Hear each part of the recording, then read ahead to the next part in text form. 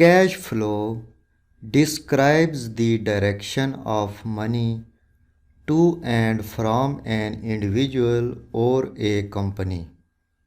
There are two types of cash flow: positive cash flow and negative cash flow.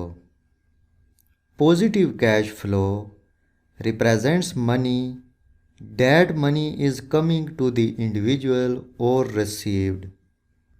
In PMT function, for loans, the PV argument is positive. This represents the amount of money is coming to the individual or money is received. This is called positive cash flow. But the PMT function returns a negative value. This represents the amount of money is going away from the individual or the amount of money is being spent to repay the loan. For example, if company borrows $65,000 at 7% annual interest rate, that money will be repaid quarterly in 10 years period. The PMT function returns the negative value $754.71.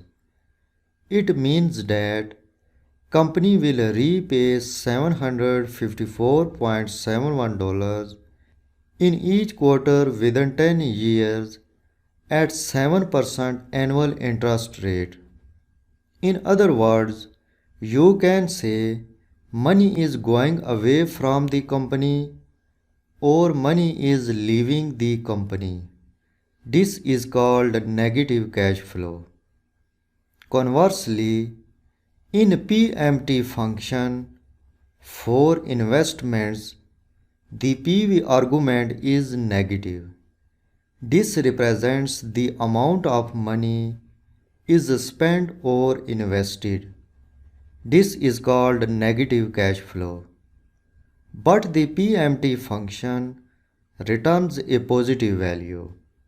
This represents the amount of money is coming back to the company or individual from the investment. So the term negative cash flow is used when money is going away from the company or individual, or money is leaving the company or individual, or money is spent. And the term positive cash flow is used when money is coming to the individual or company, or that money is received.